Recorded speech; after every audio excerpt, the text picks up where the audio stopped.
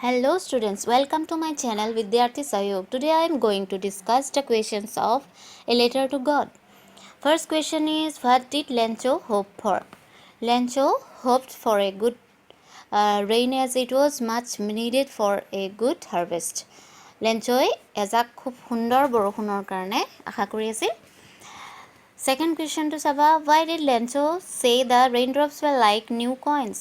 Lenchoy কি কৈছিলে raindrops বিলাকক কিহৰ কাৰণে নতুন মুদ্ৰা বুলি ভাবিছিল বা কৈছিল. Answer to হ'ব, Lencho compared the raindrops with new coins because they were promising him a good harvest resulting in more prosperity. কি হৈছিলে যেতিয়া খেতিখিনি ভাল হ'ব লেঞ্চৰ সেই খেতিখিনি ভাল এটা শস্যৰ পৰা পইচা আৰ্ন কৰিব সেই কাৰণে কি কৈছিলে বৰষুণ দিলেহে খেতিখিনি ভাল হ'ব গতিকে বৰষুণৰ টোপালবিলাকক কি বুলি কৈছিলে নতুন কইন বুলি কৈছিল. Question number 3, how did the rain change? What happened to Lencho's field? বৰষুণখিনি কেনেকৈ পৰিৱৰ্তন হ'ল আৰু তাৰপিছত লেঞ্চৰ খেতি কি হ'ল বুলি সুধিছে. Answer, the rain changed into hailstorm as a strong wind began to blow and huge hailstone began to fail along with the rain. All the crops in Lencho's field got destroyed because of the weather conditions. বেয়া কণ্ডিশ্যনৰ কাৰণে কি হ'ল লেঞ্চৰ গোটেই খেতিখিনি নষ্ট হ'ল আৰু বৰষুণৰ জেগাত কি হ'ল বৰষুণখিনি কি হ'লে পৰিৱৰ্তন হ'ল শিল বৰষুণ হ'লে পৰিৱৰ্তন হ'ল আৰু তাৰ ফলত কি হ'ল খেতিখিনি বেয়া হৈ গ'ল. What were Lencho's feel when the hail stopped? লেঞ্চই কি ফিল কৰিলে কি অনুভৱ কৰিলে সুধিছে দেই. Answer, Lencho was filled with grief after the hail stopped as everything was ruined and there was nothing that he could feed his family with. He could see a bleak future for him and his family. কি হৈ গ'ল যেতিয়া বৰষুণ বন্ধ হ'ল তেতিয়া লেঞ্চই দেখিলে যে তাৰ খেতিবোৰ নষ্ট হৈ গৈছে কমপ্লিটলি যেতিয়া নষ্ট হৈ যোৱা দেখিলে আৰু তেতিয়া সি ভাবিলে যে মোৰ ফেমিলি আৰু মোৰ ফিউচাৰটো একেবাৰে অন্ধকাৰ কাৰণ তাৰ ফেমিলি পুহিবলৈ আৰু অন্য উপায় নাছিল. এতিয়া চোৱা question number 5, who or what did Lencho have faith in? What did he do? Lencho had firm faith in God. He believed that God sees everything, even what is deep in one's conscience and helps one in one's problems. এই লেঞ্চৰ কি বিশ্বাস আছিল আৰু তেওঁ কি কৰিলে সুধিছে. লেঞ্চৰ ঈশ্বৰৰ ওপৰত বিশ্বাস আছিল হয়নে নহয় আৰু লেঞ্চই কি কৰিলে লেঞ্চই ভাবিছে যে সকলো ইচ এণ্ড এভৰি পাৰ্চন কি কৰে ঈশ্বৰে হেল্প কৰে গতিকে প্ৰব্লেম ছল্ভ কৰে গতিকে লেঞ্চই লাষ্টত কি ডিচিশ্যন ল'লে যে he wrote a letter to God demanding him 100 pesos to sow his field again. তাৰ খেতিখিনি আকৌ এবাৰ নতুনকৈ হ'বৰ কাৰণে কৰিবৰ কাৰণে খেতিখিনি পইচা খুজিলে কিমান খুজিলে 100 pesos. 6 নম্বৰ কুৱেশ্যনটো চোৱা, who read the letter? চিঠিখন কোনে পঢ়িছিলে postmaster read the letter. postmasterজনে চিঠিখন পঢ়িছিল. 7, what did the postmaster do after reading a letter? Answer, the postmaster laughed when he read Lencho's letter, but soon he became serious and was moved by the writer's faith in God. He didn't want to shake Lencho's faith in God, so he decided to collect money and send it to Lencho on behalf of God. কি হ'ল যেতিয়া চিঠিখন পঢ়িলে লেঞ্চৰ পঢ়ি পেলাই প্ৰথম হাঁহিলে আৰু হঠাৎ তেওঁ চিৰিয়াছ হৈ পৰিলে আৰু চিৰিয়াছ হৈ তেওঁ ভাবিলে যে লেঞ্চৰ বিশ্বাসটো কি হ'বলৈ শ্বেক হোৱা মানে লৰি যোৱা বিশ্বাস ভাগি যোৱা গতিকে লেঞ্চৰ বিশ্বাসটো ভগৱানৰ ওপৰত যি বিশ্বাস আছে সেই বিশ্বাসটো ভাঙিবলৈ নিদি কি কৰিলে সিদ্ধান্ত ল'লে যে মানে পইচা কালেক্ট কৰি পেলাই লেঞ্চক ভগৱানৰ হৈ পেলাই তেওঁ লেঞ্চক পইচাখিনি দিব. Question number 8, was Lencho surprised to find a letter for him with money in it? Answer কি আছে, Lencho was not surprised to find a letter with money from God as he believed that God will help him. কুৱেশ্যনটো সুধিছে যে Lencho surprise হৈছিল নে যে যেতিয়া চিঠিখন পাইছিল আৰু পইচা পাইছিল. আনচাৰটো হৈছে লেঞ্চো ছাৰপ্ৰাইজ হোৱা নাছিল আচৰিত হোৱা নাছিল কিয়নো লেঞ্চৰ ঈশ্বৰৰ ওপৰত বিশ্বাস আছিল. লেঞ্চই ঈশ্বৰক বিশ্বাস কৰিছিল আৰু সেইকাৰণে ঈশ্বৰে পঠাইছে বুলিয়ে ভাবিছিল. Question number 9, what made Lencho angry? লেঞ্চৰ কিয় খং উঠিছিল? Answer, there were only 70% in the envelope whereas Lencho had demanded 100 pesos. The difference in the amount made him angry.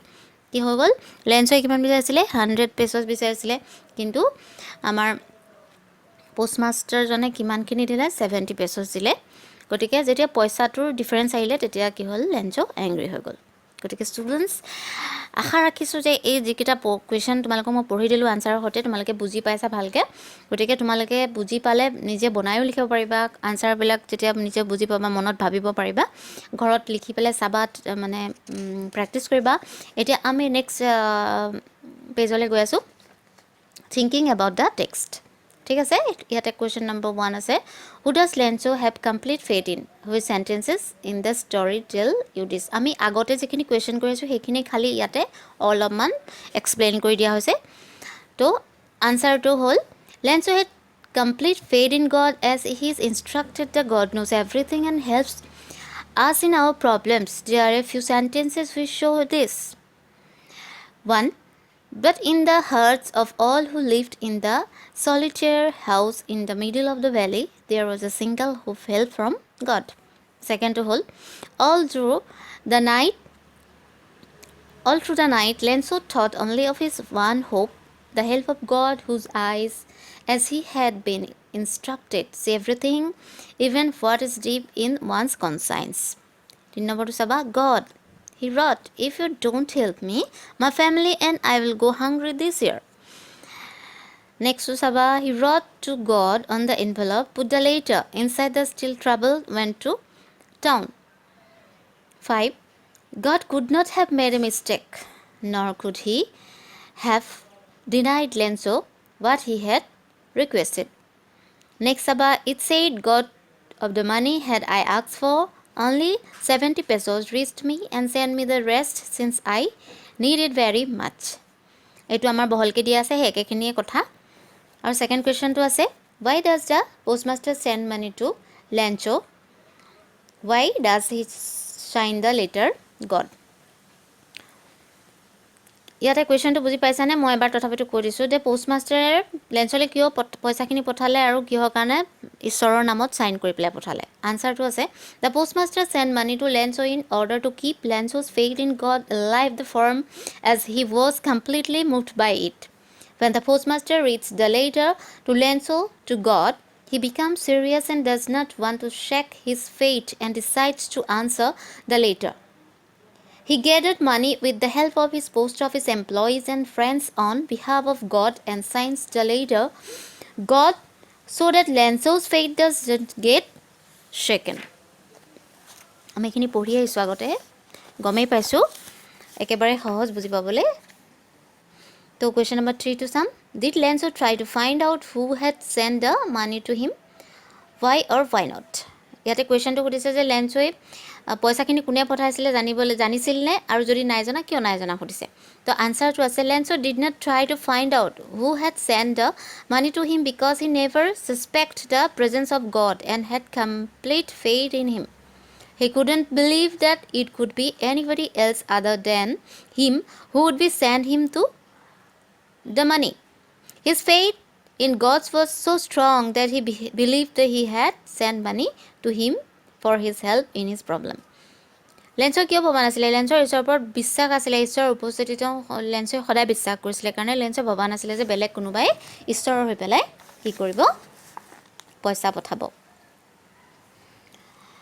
and after that question number 4 who does Lenso think have had taken the rest of the money what is the irony in the situation ইয়াতে irony সিচুৱেশ্যনটো সুধিছে আৰু পইচাখিনিৰ কথা সুধিছে পইচাখিনিৰ কথাত কি হ'ল answer Lenso thinks that the post office employees have taken the rest of the money as he had demanded 100 pesos from God and in the letter there are only 70 pesos and God cannot make such a mistake so he assumes that they have stolen the money. The irony in this situation is that Lenso suspects those people who help him in his problem and try to keep his faith alive in God.